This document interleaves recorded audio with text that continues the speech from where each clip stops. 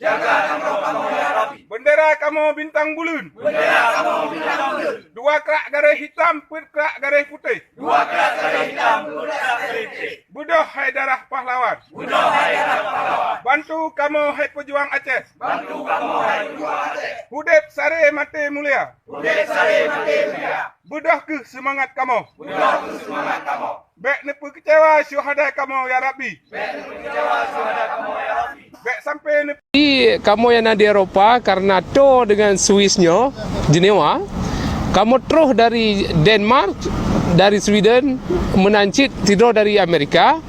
Tujuan je yang ke nak begah bak bangsa-bangsa, bak NGO bawah perkara Aceh yang golong selesai bah tak pi na MOU Helsinki. Jadi kali tekali gedro kapadut ton ka MOU nya. Cuma hana selesai. Bahkan na yang pegah MOU Helsinki-nya nak kan perdamaian, tapi hanya nota saban mupom, iaitu Memorandum of Understanding. Jadi kan sabuh perjanjian yang mengikat menyertai hana mupom le, hana kesepamahan le antara dua pihak stakeholder nya je pisah.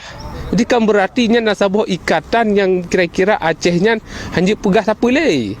Dan terbukti memang kan masalah HAM yang kali menulis di dalam MOU-nya hana ibu jakbut dan sampai jina orang Aceh lagi pasrah dan hana juk pegah balik mandum-mandumnya karena tekanan maksudnya mandumnya nak ke hana pressure le di mana stakeholder yang kedua kaitama dalam sistem Indonesia berarti kamu hana galak dame mandum Aceh galak dame tapi wate kamu kalan wate kamu kaji wate kamu pelajari bahawa saji perdamaian yang melalui MOU Helsinki-nya hana ade atau iklan bahasa Inggeris peace without justice dah kalau kamu bitenya dan terbukti lom baca tu bahawa saji MOU Helsinki-nya saban lagi ikrar lam teh yang kedua.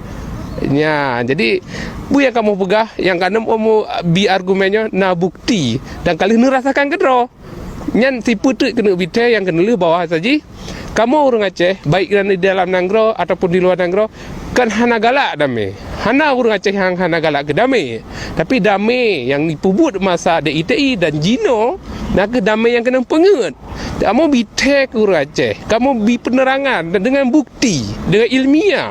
Sampai hana toh mu pegah le dengan bahasa apa menyertai dia hana umpum. Oleh sebabnya kenala kamu jak kenakan tujuan yak perkaru atau yak pegalak perang dengan orang Indonesia, tapi kamu nak bitai penerangan ke orang Aceh supaya terbuka mata, supaya sadar bahawa saji getanya kah dipengut. Ono kedile lain ka gata melupak kali